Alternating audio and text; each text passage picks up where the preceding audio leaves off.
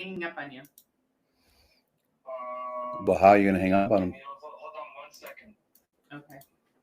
Just 1 second. I want to make sure. If I write hi and a name, that means someone's joined, and they want you to just say like, "Hey, Kelly." You got to put it like. Well, I'll Okay. I'll make sure I. Sorry, because. Yeah, but I'm just telling you that's what I'm going to use this for is Okay. my communication with you. If I start waving that hi Kelly or hi whoever means. Shut the lights off out there. Sorry. You're live.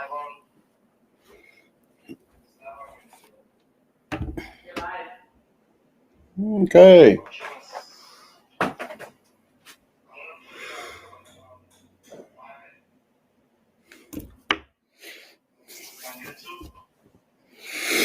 Okay, guys. So it's 4 o'clock. It's right now. You gotta get him. I can't hear him. Okay. Yeah. Okay. Okay, guys. Hey, it's Joe, the credit influencer. It's 4 o'clock Eastern time on November 12th, the day after Veterans Day. Yesterday was a national holiday, and again, we appreciate everything that veterans do. Yesterday, we launched the channel, The Credit Influencer. We wanted to make sure that it showed up on a Google search when someone typed in The Credit Influencer on Google. But yesterday was the first day that we went live, and I want everybody to know that the whole reason that we went, the whole reason we created the site was for two specific reasons. The first reason that we created the site was, and the brand, I guess you would say, is because I wanted to help people raise their credit scores. I've got 30 plus years in the credit sport and in the credit score space, formerly known kind of as credit repair, but credit repair has such a bad negative connotation. It sounds like, oh, you're one of those guys charging thousands of dollars to people. No, credit repair is not that. However, just like in affiliate marketing, you got some douchebag affiliates that do something stupid and it ruins the name of affiliate marketing. Affiliate marketing is fantastic. Macy's, the store Macy's, is an affiliate marketer. Like it or not, they don't produce any of their own shit. They sell other people's stuff. They're an affiliate. They get paid a commission by selling people's stuff. They just do it in a store and people just accept it. They don't really think of Macy's as an affiliate because Macy's has a customer service department, has an email. They are a brand, they're a store, but they are a large affiliate marketer. Again, they don't make their own stuff. Technically, Amazon is an affiliate marketer. 60% of everybody that's on Amazon is a small business owner selling their stuff on there. And Amazon is an affiliate of theirs selling their stuff, but it's Amazon's customer service, Amazon email, Amazon delivery, Amazon brand. People are going to Amazon. That's how it is. So the same with affiliate marketing. The credit influencer. I am a brand. The credit influencer is a brand. The brand sells other people's credit products. SoFi, Earnin, Self, Credit Builder IQ, Walmart, GoToBank, the Earnin uh, um, Cash Advance app, the Current card, all kinds of stuff, guys. So, credit repair is just one of those things. A lot of people gave it a bad name. So I don't like to use the name credit repair because I don't want people to think this is a credit repair pitch. I'm going to help you raise your credit score. At the same time, I also own an influencer social network called Microspire. If you go to Google and you type in microspire.org, you can see the beginning stages of a site called Microspire that's going to connect influencers. If you are an influencer that needs tips from other influencers, that needs maybe you want to bring someone else on, you want to collaborate with someone, you want to get a job, we have UGC jobs on there, which stands for user generated content, meaning you as an influencer might do a commercial for someone else who's going to use that on TikTok. We use influencers all the time. We use UGC. We pay for the video. We own the video. We license it from you. We pay you for it. And then we use it for our TikTok ads and things like that. Because again, if all you ever saw was my face, I'm ugly and that would turn people off. And I don't want to do that. I want to use other people, especially you may be a 25-year-old African American female and you're going to touch a certain audience. You may be a 35-year-old male. You touch a certain audience. I'm over 50. I touch a certain audience. So again, we do videos from other people to promote the brand, and when they see that on our channel and other people's channel, it kind of works as a video backlink if you kind of understand how SEO works. So long story short, that's the two reasons I have built a credit influencer. One, is to help people fix their credit, raise their credit scores by enrolling them into the products that will help. And the second reason is to create an influencer network of people and help you become an influencer. You see a lot of people that want to become influencers. As a matter of fact, here's a statistic. They interviewed 1,000 kids under the age of 18 at random schools. 84% said if they could do anything when they get older, they want to be an influencer. And that is very different. When I was young, we didn't even have phones or the internet. So influencer wasn't a thing at all. So you couldn't really become an influencer. So I don't, sorry. Sorry, where was that? Oh, you couldn't, the term influencer didn't even exist. So things change. And guess what? In 20 years, there's going to be different new industries. As a matter of fact, a little statistic, fun statistic for you. In 1994, the internet was kind of really born. They say 93. I don't really know. I found out about it in 94, kind of 95 with chat rooms. Then there was, Netscape and Alta Vista were the first search engines. Then Google came around in 1997. When Google came around in 1997, by the way, someone monitoring the TikTok? All right, thanks. Sorry guys, we're new at this. I'm new at this. I'm old. I'm 54 years old. I don't know how to do a live, so I'm gonna fuck this up, and I apologize. But it's gonna be fun and entertaining. So just live with it, and I'll get better as we go. But in 1997, Google came onto the scene. They weren't the first search engine. They just became the best search engine. And I'm bringing that up because there's a statistic that 38% of the highest paying jobs in the world didn't even exist 30 years ago. And things are advancing ever so fast. You've got things like AI and crap like that that are going, that are evolving faster than that. So in 15 years, I'm sure 50% of all the jobs that exist in 10, 15, 20 years don't even exist right now. You're going to have to adjust, morph, and grow. It's a never ending thing. The only constant in the universe, according to Einstein, is change. That is the only, so things are going to change. Like it or not, adapt or die. I don't know what else to tell you. So, two reasons we created this: help people fix their credit, raise their credit score, and show influencers how to create a brand out of nothing. I started this brand yesterday. We had 0 followers, 0 subscribers, 0 everything. I did that on purpose. So, I want to show you how to build it from scratch. The first thing, as an influencer, talking to the influencer side of this first, is that you have to be an expert at something. So, find out something that you're an expert at, become good at it, and then people will follow you. The second thing is to become entertaining, develop your personality, talk, watch comedians, watch other influencers, watch a bunch of lives, laugh, be yourself. And that's the third thing. Be authentic, be yourself. I don't know everything, guys. I'm going to tell you what I know, what I don't know. I'm going to tell you the good and the bad. I'm going to tell you good things about myself, bad things about myself, and we're going to go from there. I am not passionate about credit. This is not what I want to do, but I have so much credit knowledge and I know I can help your credit scores. So I'm going to do that as a brand that you can emulate and do it yourself. You see, Neil Patella is a very big internet marketer, and he created something, he identified something, I should say, called TAM, Tangible Accessible Markets. What does that mean? That means pick a large market. Would you rather create a product from scratch and have to educate everybody on it, develop it, and actually do things like, research and development, all that stuff to create something brand new? Or would you like to just dive into a large market? I own a coffee brand. It's called Jojo Java. It's flavored coffee. It tastes fantastic. If you like flavored coffee and if you like French vanilla creamer, you have to mix them both and it gives you a very sweet coffee. Well, guess what? 200 million people drink coffee. If I can get 1/1000th of 1%, which is 100,000 people, to drink my coffee, I will make $30 million a year. $30 million a year from 1/1000th of 1% of people that already drink coffee. I don't get them to have. I don't have to get them to drink coffee.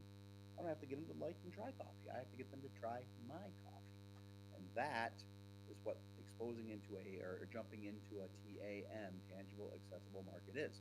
Well, the credit markets, guess what? 178 million people have under a 720 credit score. That's a pretty big market, guys. And people need credit help and they don't know where to go. And then people that they do go to get bad information. I was watching, now that I'm the credit influencer, I'm actually showing people things, and I'm getting like TikTok is recognizing it and YouTube is recognizing it. So I'm starting to see things in my news feed or my For You page whatever the hell it's called, of other credit people. And I'm like, dear God, they're going to get in trouble. Now they're so small and so insignificant, they probably won't get in trouble. But someone said the government created the Fair Credit Reporting Act so you can use the government to remove negative information. And I'm like, dear God, how do you fuck that up so bad? Okay, the Fair Credit Reporting Act was created in 1970 or 72. It was created because the government did a survey of 1,000 people. And of 1,000 people, 500 of them had something wrong on their credit report. They were like, holy crap, this is an epidemic. Because before 1970, I could actually say, hey, Marissa, you know what? You're in the room and I can't see you, but you owe me $100 because of the glare. She, of course, would be like, you're high, you're crazy, I'm going to fire you, blah, blah, blah, or I'm going to quit. And I'd be like, okay, well, you owe me $100. And I could put it on her credit report. By the way, that's her arm. I could put it on the credit report, and she couldn't buy a car or a house unless she paid me off, and people were using it for legal extortion. There were more complaints about credit in 1970 than the Vietnam War. Supposedly, again, I was born in 1970, just telling you what we think. And the Fair Credit Reporting Act was born. And the Fair Credit Reporting Act was that you can dispute negative information on your credit report, and this is a law. So this part of what the girl said was true. This law that was passed by the government is what all credit repair companies use to fix your credit report. They dispute negative information on your credit report because they know that the credit bureaus, TransUnion, Experian, and Equifax, the three credit bureaus, Experian used to be called TRW, by the way, those three credit bureaus, if you wanted to do a dispute, you could do a dispute and you would come up with one of four results. So I would write credit letters. I would mail them off to the credit bureaus on May 1st. By June 1st, by the time they received them, they had 30 days to perform an investigation and come up with one of four results. The information is yours, the information is accurate, and it remains. The second result was the information is not yours. So we're going to remove it. The third is that the information was yours, but the information on it was incorrect, like balances or late payments. So they're going to update it. And then the fourth result is that they didn't respond at all, and it was automatically removed by default. That's what most credit repair companies actually rely on. They rely on companies not responding, especially the second, third, and fourth time, because you can dispute it every 30 days as long as you want to, especially if it's inaccurate and you have proof. So the long story short is that yes, that information was correct, but saying the government will help you fix your credit, dear God, just give accurate information, people. Be authentic, or at least educate yourself so you know what you're talking about, so you don't look like a dipshit. She looks like a dipshit. She's probably just trying to make money online or be a creator, and she was an attractive girl and she had followers, but it's just embarrassing to think people are going to believe that. And that's what gives the credit repair industry a bad name. So, and by the way, I used to use the analogy that you know how when you get a traffic ticket and you go to court, if the cop doesn't show up, they automatically dismiss the ticket.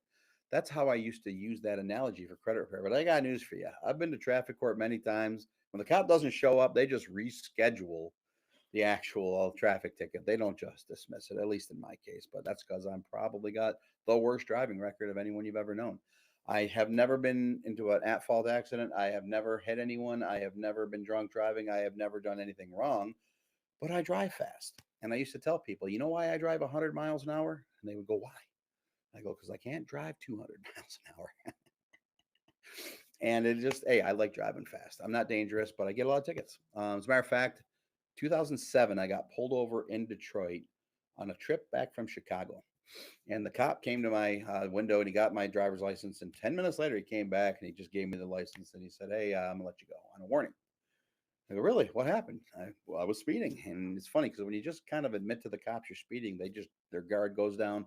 You drive by a cop, you're going 90 and you go, oh my God, I was speeding. They're like, come on. Like, they're not stupid. So when they would come up to my window, I would just go, all right, how fast did you get me? And they'd start laughing. They're just people. And it lowers their guard. And then they want to be nice to you. So when they did that, the guy gave me my license back and he goes, well, you could use a little bit of help, I see. I go, what do you mean? He goes, maybe once a year. When I pull someone over, I have to go page down on their driving record once. That happens once a year because I had to go page down on you 4 times. And I've never had a suspended license for like a driving violation, but in Michigan, they used to have this thing called the driver responsibility fee. Auto insurance was so expensive when you're broke. I just didn't have auto insurance. I don't want to lie. I just didn't do it. I said, if I get a ticket every single month, it's actually cheaper than paying auto insurance. So I'll just take the risk. I'm stupid, and that's what I did. And long story short, I would get tickets, and then our governor actually created this driver responsibility fee thing. And if you didn't pay, so if you didn't have auto insurance, you had a $750 ticket. And if you didn't pay the ticket, you got your license suspended. I refused to pay those tickets. So my license would just constantly get suspended and suspended. And I didn't do anything wrong. That's what he had to spend the 10 minutes going on. And I'm sorry for this tangent, but it's a funny ass story and I'm over it. Anyway, when you dispute a traffic ticket and you go to court, if the cop doesn't show up, it's supposed to get dismissed. It doesn't get dismissed, at least in my case. Maybe the judge looked at my driving record and said I'm not dismissing that. Either way, it doesn't get dismissed. But in credit repair, if you dispute something and they don't respond in 30 days, it does have to come off. Well, guess what?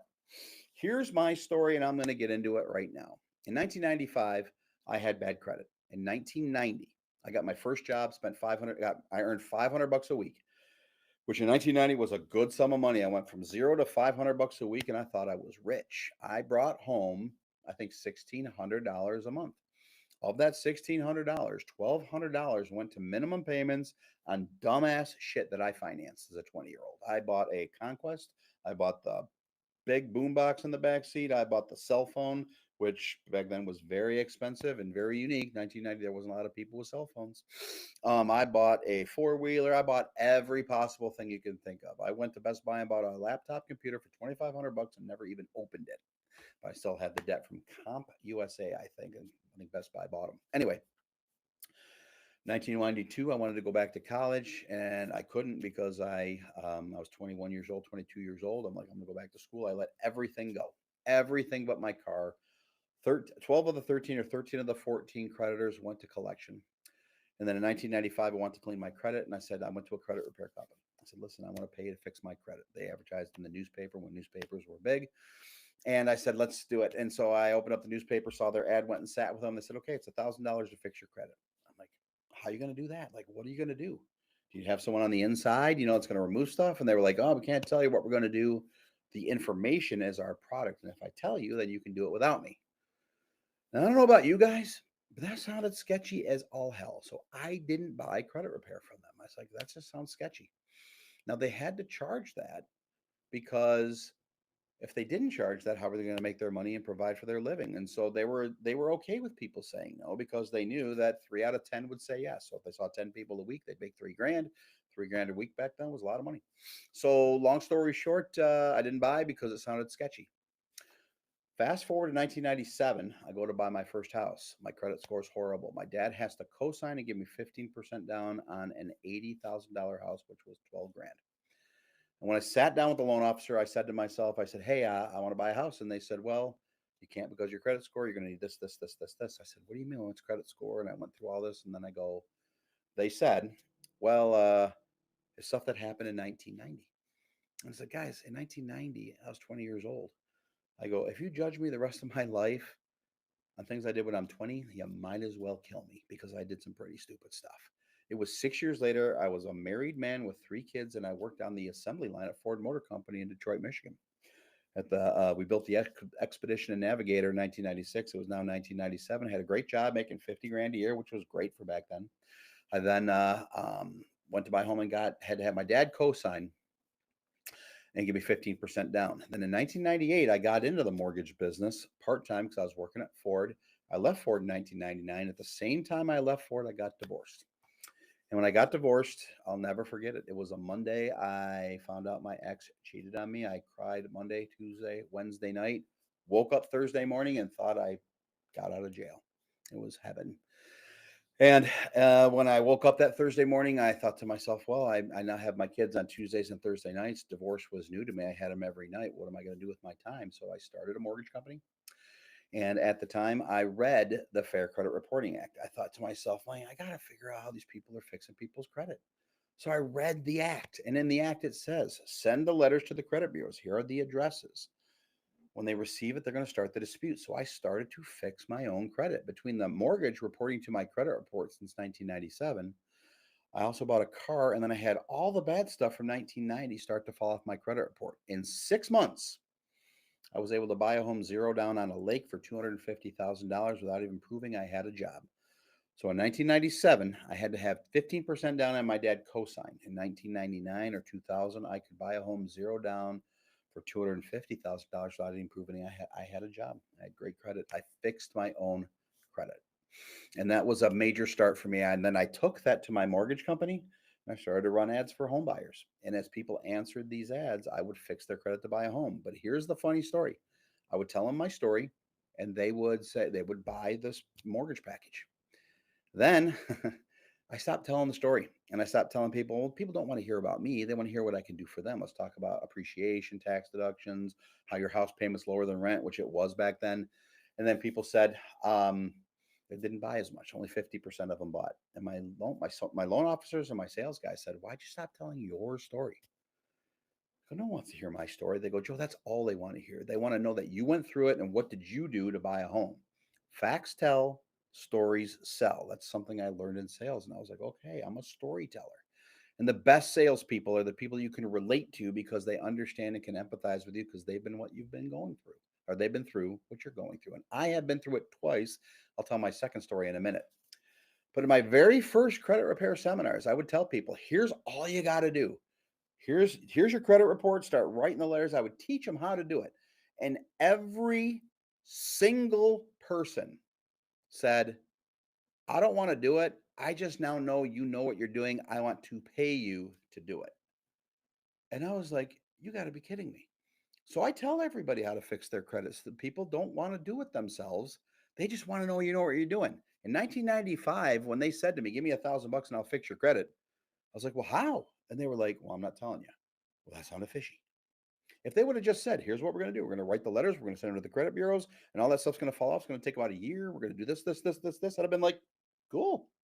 I didn't want to start my own credit repair company in 1995. I just wanted to buy a goddamn house. So hiding information, being non-transparent or not transparent, whatever that word is, was kind of an issue. Now, I'm going to take a quick break because Marissa's trying to get my attention on something on a board. So give me one quick second, everybody. Hold on. Oh, just acknowledge the people on TikTok. Explain why you're Oh, trying to dear limit God. Hi, TikTokers. I am really sorry, guys. Again, we are new at this. So let me explain something to you. As a TikTok live person, I got to explain what's going on here. We have a program called Riverside, which YouTube, Facebook, Instagram, and TikTok are all supposed to go into one thing. And I'm looking at this camera above. Well, TikTok's a brand new channel. We just started it yesterday. They're like, you can't go live yet. And I didn't know that. So I'm really sorry. So you're probably looking at my nostril hair like this is gross, but I'm sorry. I'm trying to look at the camera because we actually advertise YouTube and all that stuff. So I'm sorry, but hi TikTokers, and I like TikTok as a platform the best, but they have rules that YouTube doesn't. Like you have to have 1,000 people before you can actually do it. Where YouTube let us go live the very first day, so we didn't know that. We made that mistake, and I'm really sorry. We fucked up, and hey, we'll get there very, very quickly. We have enough Good reach, knowledge enough people. It's good knowledge for Oh wanting to yeah, influence others. influencers. Hmm. This is so fucking horrible. Anyway, sorry, we got some coffee machine downstairs, and it's just bad. That is not a shameless plug for JoJo Java. I'm literally that's just bad coffee. But with that being said, when you're an influencer, guess what? You can't go live until you have 1,000 followers. So now here's another thing. Oh, hi, Kelly is a vibe. Kelly is a vibe. Oh, no, that's your name. I'm sorry, Kelly is a vibe. I want you guys to know that I'm live on my phone, but you can't go live until you have 1,000 people if you put it into. I don't fucking know. Sorry, guys. We'll figure it out as we go. And if you think to yourself, "Holy crap, this guy doesn't know anything and he's successful," this is really good news for me. So, anyways, to the people up there, I'm talking to the TikTokers. I'm talking to the people up there. So I'm going to keep talking up there. And my wife is an esthetician and she usually cleans my nose hair. So I'm really sorry. Are you sure? I hate boogers. Anyway, all right. So in 2003, we started to do live seminars for people that had bad credit. We would fix their credit, help them buy a home. And in 2008, I was absolutely crushing life. In 1999, 98, part-time, whatever. Started the mortgage company. By 2008, I had a 750 credit score. And then the mortgage market hit. The mortgage meltdown hit. Remember the fog, the mirror loans? If you could fog a mirror, you could get a loan. And we should have known better. But again, like, things like, there are just bubbles that happen, and people are either stubborn and stupid and don't learn that there are bubbles, or they just don't care. They're just taking advantage of it until it falls apart. We're in another bubble right now, the AI bubble. And I've lived through a lot of bubbles in my life. I'm going to explain some funny things to you. 1991 was the last quote unquote recession that I believe we were ever going to be in, because in 1991, the auto industry ran the world. There was no internet, there was no software. If the auto industry went down, everybody went down. And if you wanted to get a job, true story, I wanted to move to Florida, which I now live, from Michigan in 1990. To get a job, I had to call the Fort Lauderdale, Miami, Orlando, and Fort Myers and Tampa newspapers and have them ship me a Sunday newspaper from there in Florida on Monday to my house. And by Friday, when I got the newspapers and I went through the classified ads and I called everybody, all the jobs were filled, because you couldn't call the jobs on Sunday when the newspaper came out. People were applying on Monday, Tuesday, Wednesday. There wasn't a lot of jobs, wasn't a lot of opportunity. So I couldn't move to Florida, and I wasn't going to go somewhere I didn't. There was no Google Maps, no phone, no GPS, no none of that crap. MapQuest, nothing. You would take a physical map. Gas station attendants were worth their weight in gold because they knew the directions of, oh, here's how you get to the freeway. Long story short, it was just really hard to move. That's why people were born in Detroit, stayed in Detroit. Couldn't really leave. Now you can go anywhere, work on the internet. There's so much opportunity. When people say, "Man, I can't make it work," I wish you only knew. I wish you only knew, but we'll get you there. Okay. 2008 hit. I lost everything. I lost everything so bad. I don't get along with my ex-wife, but I do get along with her fiance, husband. I don't know. They've been together 26 years and still aren't married. So there's probably some subliminal messages there. I'll let you guys figure that out on your own. But they have 3 kids together. The long story short is him and I got along great. He lived in Canada. The kids moved to Canada. October 25th of 2009. I remember because it was my 20th graduation party reunion, and I couldn't go. I didn't have enough money. Didn't have the gas money. Didn't have the ticket money. Had $3. I remember looking at that $3, going, "How the fuck did I get here?" I had 128 rental properties. I had this, that, and the other, and I now have nothing. Living in an attic in Grand Blanc, Michigan, which is near Flint and was near the bridge to Canada, where my other son lived in Grand Rapids, and I would go back and forth when I had gas money, and I was broke. I was literally broke. And my credit score was in the tank because I had 128 rental properties that all went to foreclosure. Because not to give you a sob story, but I bought all those houses on what are called 228 adjustable rate loans, and all the rent loans adjusted after the first 2 years. And when nobody could buy those properties, they didn't want them anymore, because you could go buy a property for cash for $5,000 back in 2008, 9, and 10, versus having to pay $700 a month rent. So people were just saying, screw it. They'd find $5,000 from a relative, buy the house cash, and I had to let them all go. It was horrible, horrible, horrible time. But I did learn a lot of things, and I guess so did we as a society, including we can have an infinite amount of debt right now as a society. I don't want to get too much into politics. I hate all politicians. I'm not right or left. I don't even think I'm in the middle. I hate everybody. Okay. I think all politicians are self serving, blah, blah, blah. But what we learned was in 2008, we got a $700 billion bailout. And we thought to ourselves, oh my God, how are we ever going to get out of this debt? Now, debt started with George Bush, by the way. Clinton got us out of the deficit and out of the debt because of the dot-com boom in the stock market. George W. Bush with the wars got us into debt. Obama had to continue it because everybody would have lost their houses. He had to create HARP and have all this funding, and then ACA and Obamacare. And then, we have just been on a long spending spree, guys. Trump, Biden, Trump again. We're just spending more money than we have. But we're living on credit. The government's living on credit, on the faith that the dollar is worth something. Whenever I talk to the Bitcoiners, I'm like, guys, it's not backed by anything. And they all go, well, neither is the dollar. And I'm like, dudes, at least the government's guaranteeing it.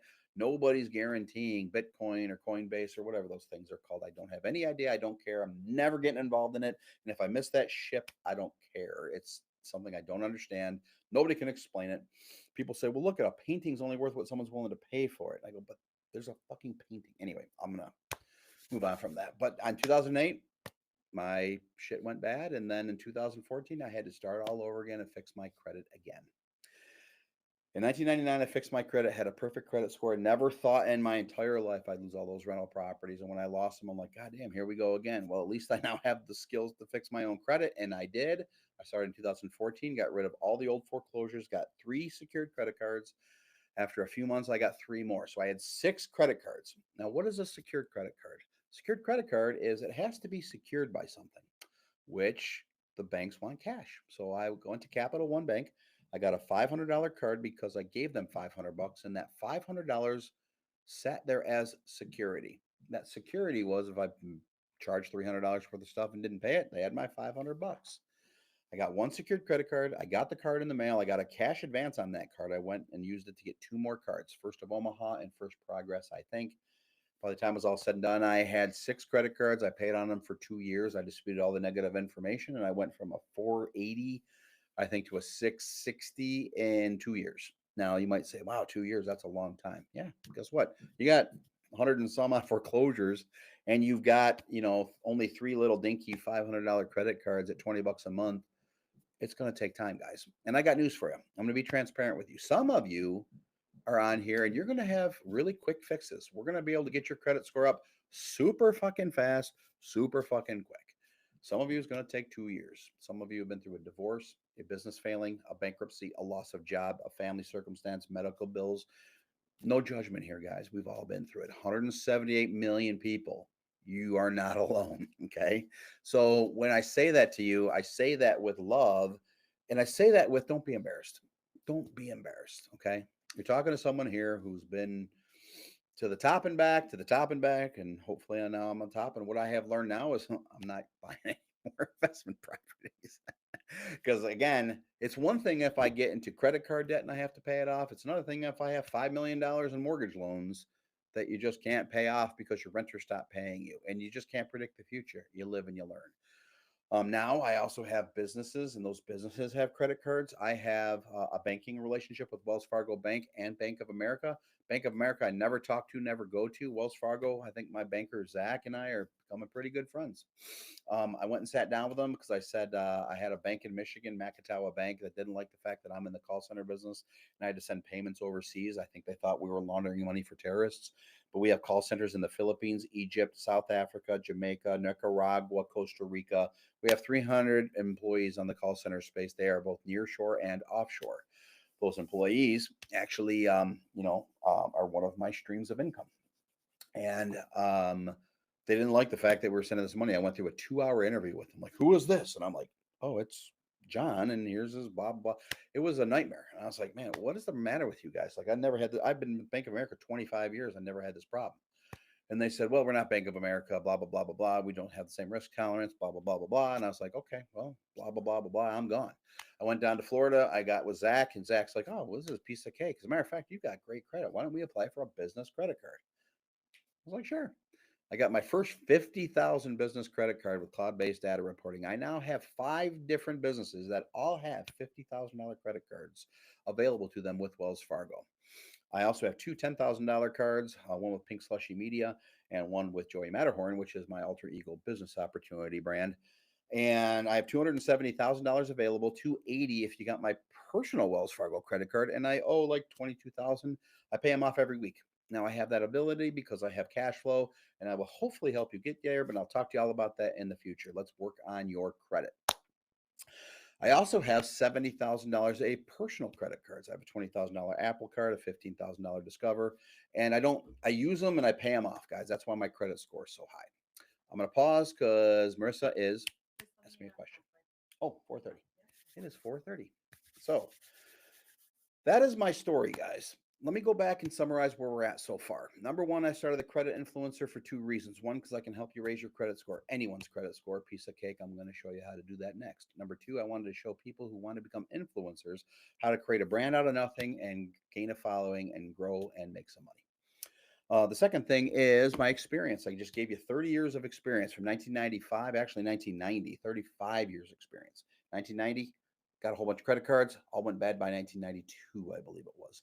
1995, wanted to fix my credit, didn't understand credit repair, didn't buy because I thought it sounded sketchy. 1997, bought a house with my dad co-signing at 15% down. 1998, started my mortgage business. 1999, I got divorced and left Ford Motor Company and started to fix my own credit. 6 months later, I was able to buy a home, zero down for $250,000 on a lake, which you could get a very nice home for $250,000 on a lake 25 years ago in the year 2000. Started to teach people about credit repair and realized that if I taught people exactly how to do it, they didn't do it themselves. Guys, I taught tens of thousands of people how to fix their credit, told them exactly how to do it, and not one of them did it. They just said, I now believe you. I now know you're a credit expert. Would you please fix my credit? And I was like, so you didn't want to buy before? Why do you want to buy now? Because I know that you know what you're doing. That's what they would tell me. And I was like, God damn, like that was so simple. I guess the truth really shall set you free. I couldn't believe it and was really happy to hear it. So moving forward, that was 2003, 2008, the meltdown, fixed my own credit 2014, and now I'm here. I have a house in Florida. My house is probably worth whatever, $1 million. I don't know. It's on the ocean. I owe 400,000. I make all my payments on time. I have credit available to me. I have businesses that are successful, and I'm going to hopefully help you do all of those things. I am here to give you information and let you make decisions. I don't charge for anything, guys. I'm not going to, at the end, there's no money. Hey, guys, all this is going to be for the small low price of $9,995. Absolutely not. I have nothing to sell you. I have information to give you and hopefully you learn from it. So let's get into it. So I own a website called The Credit Influencer. If you're watching this on a live right now, I want you to swipe wherever you got to swipe, left or right, where it minimizes the window so you can go to your browser, go to Chrome, Safari, wherever you got to go. Edge, if any dumb fuck uses Edge anymore. Sorry, I don't mean that, Microsoft. I love you, Microsoft. Teams is wonderful. Anyway, the point that I'm getting at is that get to your browser, get to Chrome, just because I know Chrome's the easiest. I want you to type in The Credit Influencer. You can go to Google and type in The Credit Influencer in spaces, or you can just go to thecreditinfluencer.com. Thecreditinfluencer.com. And then when you're on the site, you're going to see that site that we just built. And what's going to happen is a modal is going to pop up. That modal is going to say, let's take your first 4 steps. You see, as the credit influencer and as a brand owner, a credit brand owner, I have a lot of relationships with companies that provide credit products. SoFi Bank, the SoFi Credit Score product, the Self Credit Builder, Kickoff, Credit Builder IQ, which is AI credit repair software. We've got relationships with GoToBank, with the Walmart Money Card, with Earnin, which is the phone app for advances. We have a great relationship with Chime. Chime has the direct deposit, 350 direct deposit builder, all kinds of good stuff that we have going on, guys. And we have over 30 relationships with people that will give you credit. So here's the thing, let's just have some real talk here. It's real talk right now. I have bad credit. What do I do? Well, you can start removing bad credit. That is one step. Adding new credit is more important than removing bad credit. I'm going to tell you why. And this is where your credit education begins, guys, because I'm going to go through the credit education part. I will give anybody, and I mean anybody, I don't know what to give you because I'm not charging anything. So it's not like I can say I'm going to give you 50% off the purchase price of ABC. I don't know what the fuck I'm going to give you, but if anyone gets this answer right, I'll be more than impressed. What is a credit score? Why was it created? And what was it meant for? Now, I'm going to answer that question right now because I absolutely know none of you know the answer. Some of you can say, well, it was meant to predict your on time payments, or it's a history of your payments, or it's your ability to make on time future payments. In 1998, when I got into the mortgage business, I went to an Experian seminar. There was a mortgage company called First Franklin. They had Experian come in, and Experian spoke to us. And this guy asked the question. People in the audience, everybody gave their answer, and nobody got it right. Nobody was even close. I even Googled this recently, by the way, because I want to see if Google had the answer, and Google doesn't have the answer. A credit score was created to predict how many 90-day late payments you're going to have in the next 24 months. Nothing more and nothing less. If you have a high credit score, you are very unlikely to have a 90-day late in the next 24 months. If you have a low credit score, you are highly likely to have a 90-day late in the next 24 months. If your score is 500, you're like 80% going to have a 90-day late in the next 24 months. If your score is 720, you're like 1/10 of 1%. You're a very good credit risk. Credit risk also, the term credit, by the way, guys, is short for the word credibility. Are you credible? If you sign your name to a credit report, to a credit card, is your score high enough to actually show that you're going to make on time payments? And by the way, guys, that was what someone told me in 1998. The experienced speaker told us that story. I don't really know if it's true. That's what he told us, though, and that's what Experian created the credit score for. I will tell you that for 10 years, I was like, this is stupid. Credit scores are not accurate. Guys, they are incredibly accurate. If you have a 750 score, you are not going to have a late payment. If you have a 500 credit score, you're fucking going to make late payments. It's unbelievably accurate. They have billions of pieces of information on you. And by the way, your credit score changes every day. On Monday, my credit score was 749. On Tuesday, it was 748. Today, I think it was 751. Why? Because balances went down. They showed up on the credit report down.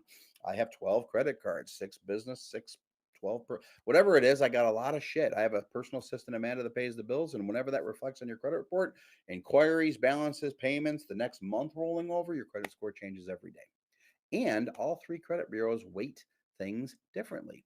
Did you know that Experian weights your debt utilization? So if you have $1,000 credit card, it is better to keep that $1,000 credit card open when you pay it off than to close it. Closing it may actually force you to not use it, but that means you're not credit worthy. If you have $1 million available to you and you owe nothing, you look great to a computer. By the way, sorry about that. I think I grabbed some lunch here. By the way, I'm going to say thanks for the follow, Dawn. Why am I thinking Dawn? Just start following. Dawn, thanks for following me. Sorry, I appreciate that. I'm new with this live shit, so I'm fucking up all over the place. But okay, so just so everybody knows. By the way, if you're watching this live and you like this information, follow.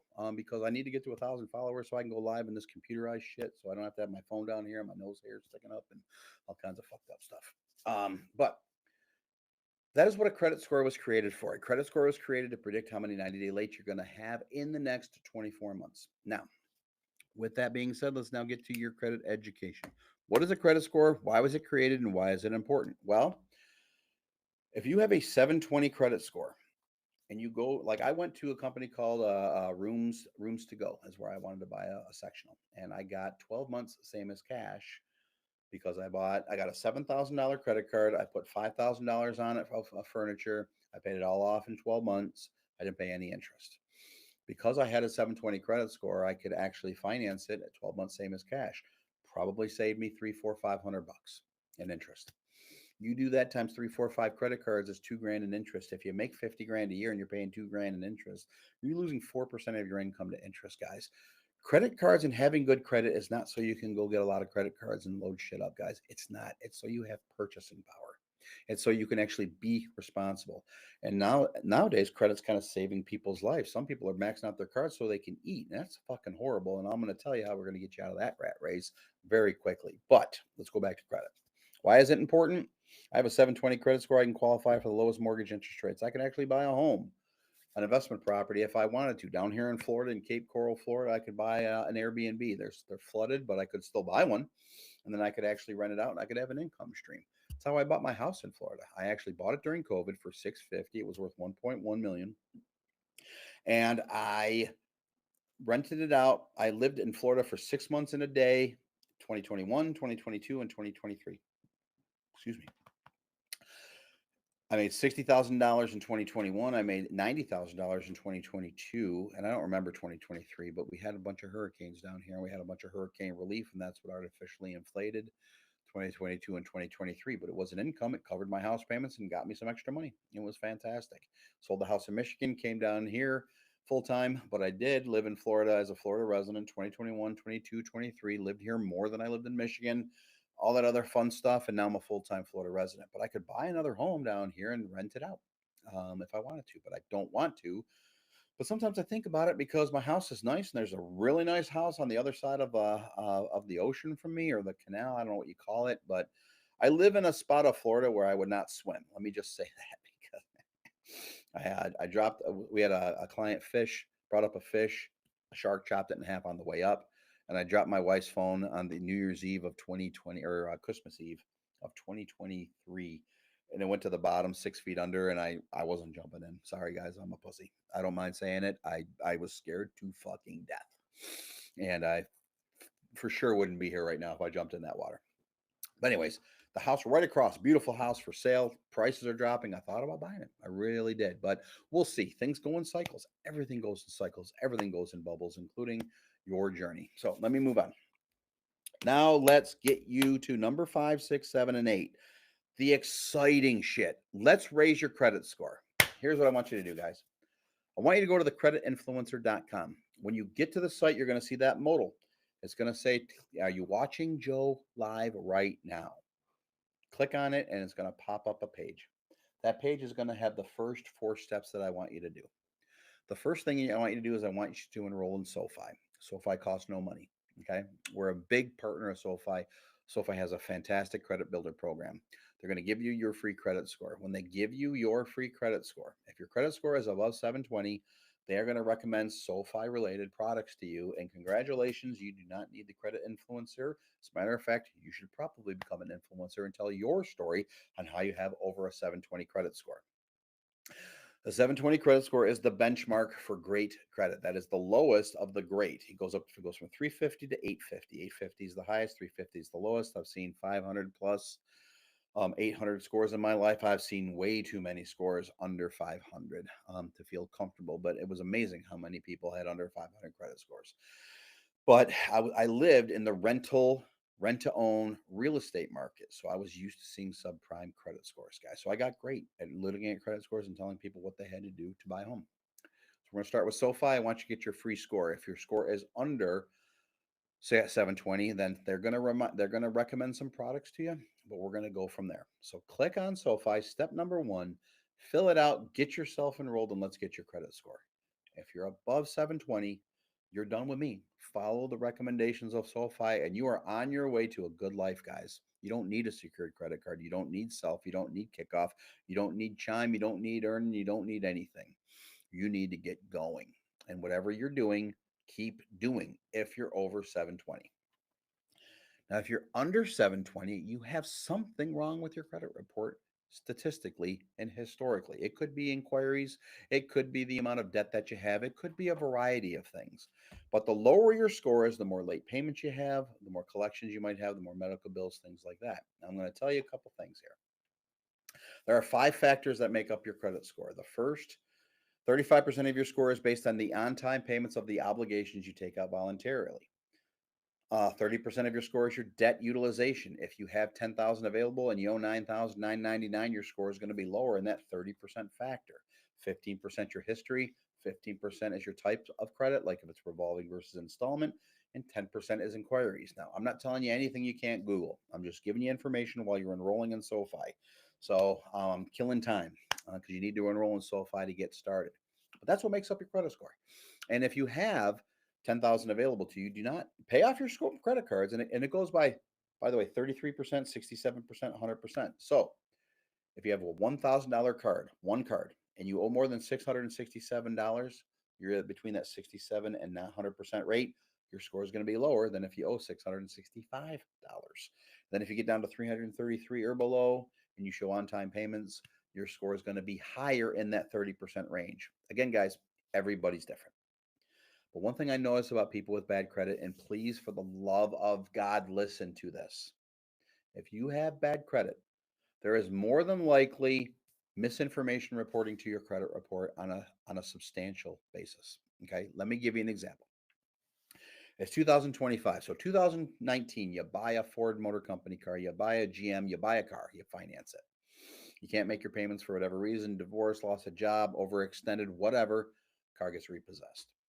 You now have a $10,000 debt, or let's just be realistic, a $15,000, $20,000 debt to Ford. Let's just say $10,000 to make it simple. You owe Ford Motor Company $10,000. They try to collect for a year.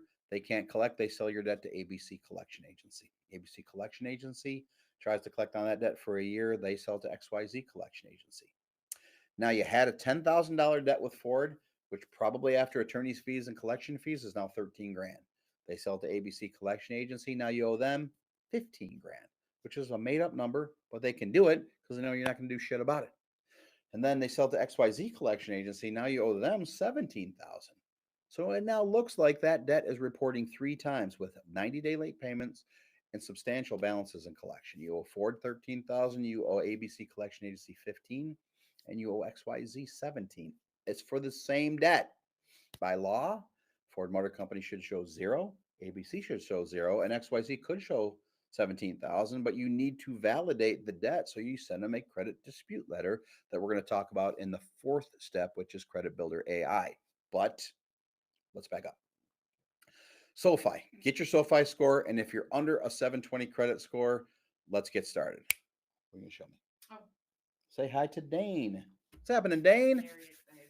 And we did have someone comment. Oh, by the way, we have some comments and questions. And by the way, if you have comments and questions, please ask them. Marissa is here. I told her, listen, you got to kick me. I can't see. I'm looking here. I'm focused here. I don't see anything else. So I'm looking at the camera. So if you have some questions, type them. Marissa is sitting right next to me, and she's going to read some of them. All right. Go ahead. So at Oscar K5J4H. Hey, Oscar. That's not true about everybody with a low credit score. I don't care what you say. Okay. What's not true, buddy? Did you say anything besides that? That's all I got. That's what you wanted to read to me? Yeah, that's what. All right, Oscar. Not sure what you mean, but if you want to elaborate, please go ahead. I don't know which part you're talking about. I don't know when that comment came in. It might have come in 10 minutes ago, 20 minutes ago. It might have come in now. Let me know what you mean. Challenge accepted, buddy. Bring it. But either way, long story short, by the way, I don't know everything. And Oscar, if you're in the credit repair space, we can duke it out. And it'll be a friendly duke out. Again, you might have misunderstood something. I might have said something wrong. I've done that before. But let's straighten it out when you're ready. If you're thinking that a person who has a low credit score, I'm trying to think of what I could have possibly said. Oh, it's maybe you don't have 3 or 4 things on your credit reporting bed. That's possible. It could just be from one debt. If you have one bad debt from Ford, yeah, you're going to have a low score. But more than likely, collection agencies are not your friend. When you go to a collection agency, they're going to report 90-day lates and they're going to report misinformation balances because that's how they get your attention to get you to call them so they can collect. So I don't know exactly what your point was, but go ahead and just bring it up again if you're still here. I hope I hope you're still here. Now, with that being said, what's that? 10 minutes. Okay. Now, with that being said, guys, the second step is to get enrolled in the Self Credit Builder. Self will help report your rent payments, will help you with your credit builder, and will help you actually get a secured credit card. Because we haven't talked about how to get new credit yet. To get new credit, you have to find a creditor who's willing to give you a loan. Well, like I said, I went to Capital One and I got a secured credit card.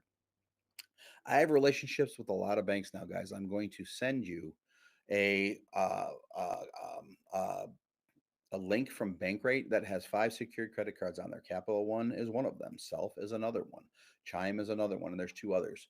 My point with that is that as part of the credit influencer, the first 4 steps are going to get you on your way. You may never need to talk to me again if you follow these first 4 steps. Step 1, go to SoFi, get your score. Step 2, go to Self, get your rent reported to your credit report, use their credit builder products, and get the $100 secured credit card. Right now, money's tight. If you can't go to Starbucks for a week because you got to send Self $100 and they're going to send you a credit card in the mail so you can start using it, and actually you can then use it at Starbucks, just pay it off every month. That's going to start reporting on-time payments to your credit report. And then the third is Kickoff. Kickoff is right next to Self on the thing. And by the way, Ryan, my developer, I need Ryan Rochelle to change that because right now it says 3 steps. Step 1 is SoFi. Step 2 is Self and Kickoff. Step 3 is Credit Builder IQ. I need to change it, of course, to step 1 is SoFi. Step 2 is Self.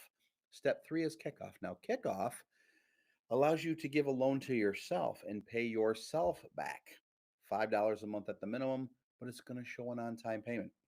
Again, if 35% of your credit score is on-time payments of obligations you voluntarily take out between your rent, your self-credit secured credit card, and your Kickoff, right there are 3 trade lines. You do that for 12 months, your score should be higher. Will be. I'd like to say will be higher. But yesterday I told the story about the CFPB. Lexington Law is a credit repair company. They were the biggest credit repair company in the nation. I don't even know if they still are, but they got stung by the CFPB in 2015. They got investigated, and I happened to become a witness against Lexington Law. Now, they were one of my partners. I was one of their biggest affiliates. I own the HOPE program. I helped 50,004 people sign up for Lexington Law in 2015 alone. 50,004.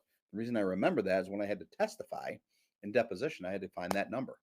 So I testified against Lexington Law, and they got on me and they said, "Well, why did you say that you can help anyone raise their credit score?" And I said, "Because I can." And they said, "No, you can't. You can't guarantee that." I said, "If they follow exactly what I say, I will help them raise their credit score." They said, "You can't say that." I said, "Why?" You can't guarantee anything. That's the thing. You have to use words like should and could and pussified words like that. Like, I fucking hate that. That you can't say, "Listen, guys, it's math. 1 + 1 = 2. Not 1 and 1 should be 2. 1 and 1 = 2. 2 + 2 = 4. Not 2 + 2 could be 4. So, but anyways, you got to follow their games or you're going to get in trouble. And I didn't get in trouble, by the way. Lexington Law got in trouble, but they got them by getting to people like me. There were like 8 of us that they had to interview. And I argued with them for 2 days. I'm like, "I don't know what you guys are after here. Are they laundering money to drug cartels or something like that, or terrorism?" Apparently, the Lexington Law's biggest problem, because they ended up losing to the government, the CFPB, the Consumer Financial Protection Bureau. They lost because they were telling people that will charge you $29 and they billed them $129 or something like that. And I don't know the whole story. I just know that they lost. And guess what? You don't even need them, because step number 4, perfect segue, is Credit Builder IQ.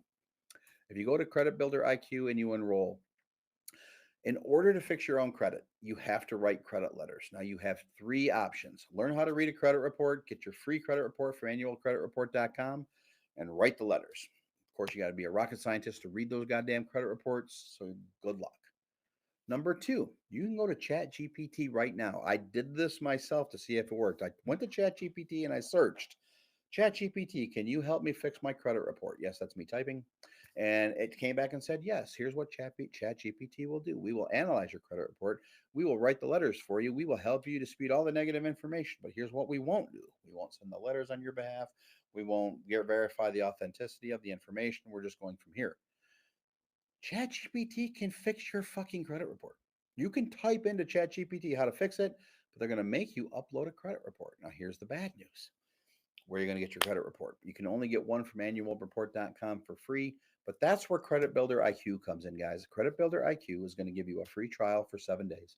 After 7 days, they're going to charge you $25 a month to help you continually get your updated credit report. But they are going to use AI not only to write the letters, but they will submit them for you. Credit Builder IQ, which is step number 4, which might show up as step number 3, is badass. So before I go any further, we got a question. We have a question from Kim on TikTok. Okay.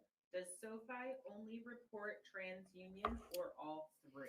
Okay. So SoFi, I believe, is only going to give you your TransUnion credit score for free. What was her name? Kristen? No, it was Kim. Kim. I'm so sorry, Kim. Kim on TikTok. Got a lot of information going through here. She just said your name. I forgot it. That's how bad my ADD is. Kim. So, Kim.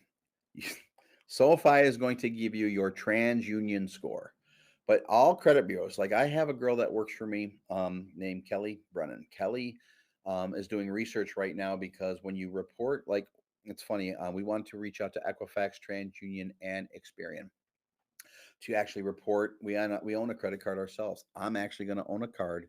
It's called the Infinitude card. It's for our store. We have 5 e-commerce brands. I'm going to give everybody who attends these a line of credit for $100. I don't care how bad your credit is.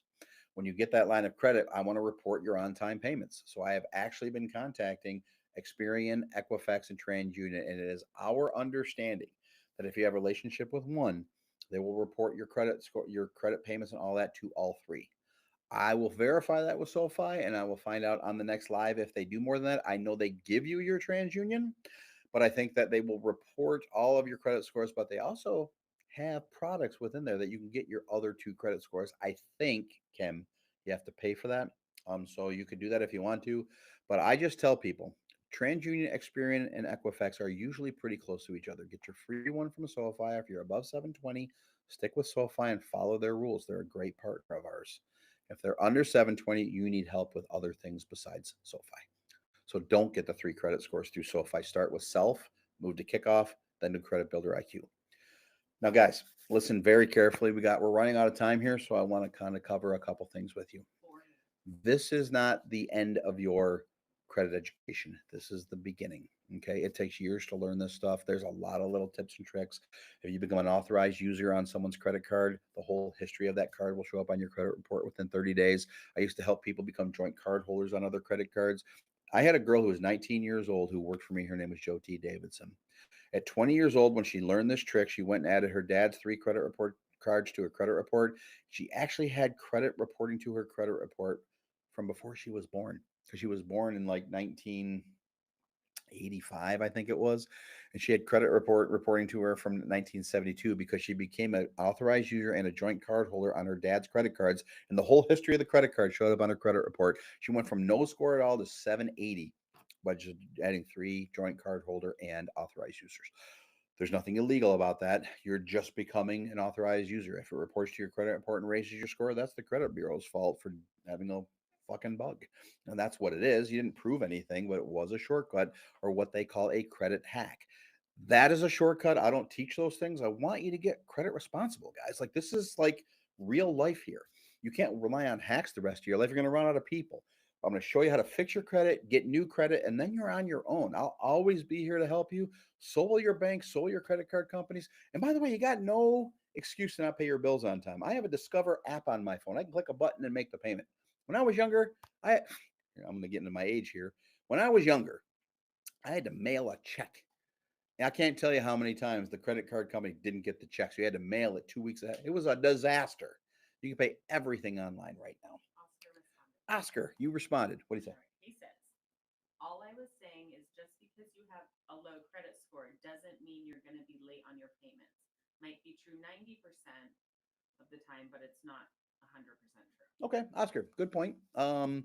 What you were saying, and just so everyone knows, I don't know if you heard Marissa, but what Marissa said was Oscar was saying something. He was just saying that having a low credit score does not necessarily mean it's because of late payments. Is that kind of how he said it? Again, a credit score was created to predict how many 90-day late you're going to have in the next 24 months. And it's a factor of those 5 scores: history, age, previous payment history. And if you don't have any new credit payments showing on time payments, you're going to have a lower score just because of default. I've seen people that haven't used their credit in 5 years run their score and they're still at 500. Why? Because they didn't do anything to remove the bad credit or show the computers that they could make on time payments going forward. So you're right in some sense. Yeah, it's not necessarily, but there is no absolutes except the math. And the math is 1 and 1 is 2, 2 and 2 is 4. If you have 2 years of on time payments with 3 credit cards, your rent history, you have all the bad stuff fall off. You should be significantly above 640. You will be significantly above 640. I don't know how high you'll be. There's a lot of other factors: inquiries, types of credit, things like that. I had a 660 credit score. I couldn't buy a boat because all I could show is I could make a $25 minimum payment to a credit card. And they said, well, it's not enough for a boat payment. I was like, okay, that makes sense. They're becoming responsible. The creditors are becoming responsible. God forbid. So yeah, there's a lot of factors, guys. So okay, let's back up here and let's kind of summarize this here, guys. Follow me on TikTok, follow me on Facebook, follow me on Twitter, follow me on Instagram, follow me on LinkedIn, Snapchat, and YouTube, if you could. Number 1, I'm going to help you as influencers become experts at credit. I'm going to show you how to make money by helping people fix their credit for free, meaning you don't have to charge them. SoFi pays me for the enrollment. Self pays me for the enrollment. Kickoff pays me for the enrollment. Credit Builder IQ pays me for the enrollment. I don't have to charge anything. They're looking for customers. What better way to get a customer than some douchebag bald head guy with a light shining on him, can't figure out his nose hair and goddamn TikTok here, giving you credit information to actually help you raise your credit score. And guys, listen, these things work. If you have bad credit, you can re-educate yourself. You can do something about it. You will not be a bad credit person your whole life. There is hope. The hope is that you need to take action. And here's how you're going to take action. Go to thecreditinfluencer.com. Click on SoFi, start with SoFi, go to Self, Kickoff, and Credit Builder IQ. Yes, I get paid to help to refer those people, but more importantly, their products work for you. Now, if you're one of those people that's like, well, I don't want to have Joe earn anything, blah, blah, blah. I can't help you on that. Go to Self and Kickoff and all that stuff on your own. It's okay with me. I'm here to educate you, and I hope you found this information valuable, and I appreciate it. Thanks for watching, guys.